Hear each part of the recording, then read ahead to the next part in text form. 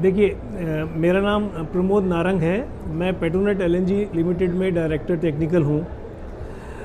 जहाँ तक आपने जो सवाल पूछा, पेट्रोनेट एलएनजी गुजरात में किस तरह का काम कर रही है, तो पेट्रोनेट एलएनजी का और गुजरात का जो रिश्ता है वो बहुत पुराना है। कम से कम 27-28 साल पुराना है। जब 1998 में हम लोगों ने जब यहाँ पे पेट्रोनेट एलएनजी की स्थापना की थी, तो उस समय दहेज में हम लोगों ने देश का पहला एलएनजी टर्मिनल बनाना शुरू किया था, जो कि 2004 में कमीशन हुआ था। ये टर्मिनल इस समय देश का सबसे बड़ा टर्मिनल बन चुका है। इसकी capacity 17.5 million turns per annum हम बोलते हैं, वो है। साथ ही साथ आपको ये जान के बड़ी खुशी होगी कि दहेज टर्मिनल देश की करीब 2/3 एलएनजी की इंपोर्ट हैंडल करता है, और पूरे देश की जो नेचुरल गैस जिसको बोलते हैं, प्राकृतिक गैस, उसका करीब 30% से भी ऊपर ये देश की खपत को पूरा करता है।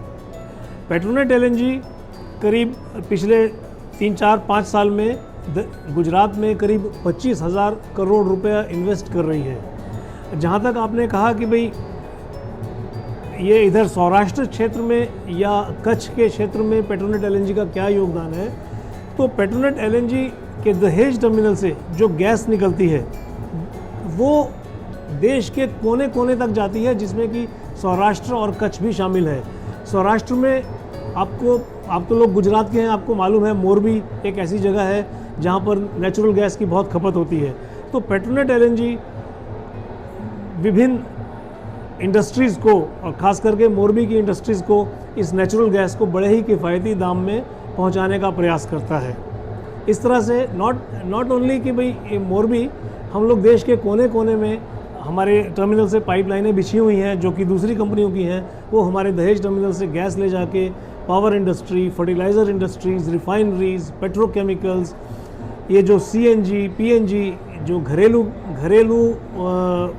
उसमें जो घरों में जो गैस इस्तेमाल होती है, सब जगह हम इसको पहुंचाने का काम करते हैं। वाइब्रेंट गुजरात में पार्टिसिपेट करके हमें बहुत ही अच्छा लगा। ये ऑफ कोर्स आपने कहा कि ये पहला है जो कि कच्छ क्षेत्र में पहला वाइब्रेंट गुजरात हो रहा है। हम लोग पेट्रोनेट एलएनजी हमेशा वाइब्रेंट गुजरात में पार्टिसिपेट करती है। इस बार भी हम कच्छ में हुआ तो हम लोगों ने कच्छ में भी हमने पार्टिसिपेट किया, क्योंकि पेट्रोनेट एलएनजी और गुजरात का रिश्ता आज का नहीं है, ये 28 साल पुराना रिश्ता है। हमें बहुत ही खुशी लगी कि हम लोगों ने वाइब्रेंट गुजरात कच्छ में पार्टिसिपेट किया, और यहाँ की वाइब्रेंसी तो उसके कहने ही क्या। यहाँ के लोगों का जो स्वभाव है, जिस तरह से लोग इस कॉन्फ्रेंस में पार्टिसिपेट कर रहे हैं, हमें बहुत ही अच्छा लगा। और मेरा जो है गवर्नमेंट ऑफ गुजरात को बहुत बहुत धन्यवाद। उन्होंने हमारी हर तरह से मदद की, हमारे उद्योग को बढ़ावा देने में। मेरा यहाँ के लोगों को, सौराष्ट्र के लोगों को, कच्छ के लोगों को बहुत बहुत धन्यवाद। Thank you. नमस्कार। My name is Clint Carmichael. I'm the COO of APM Terminals, Gujarat People of Port Limited.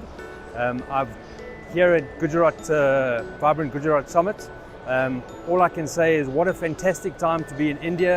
What a fantastic time it is to be in shipping. I think a lot of exciting things happening, not just in Gujarat, but in India itself.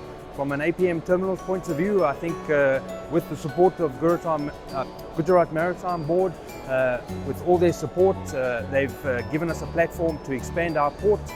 I think from a APM Terminals perspective, overall in India, we're looking at an expansion program for the port of about $2 billion, which we've committed to government.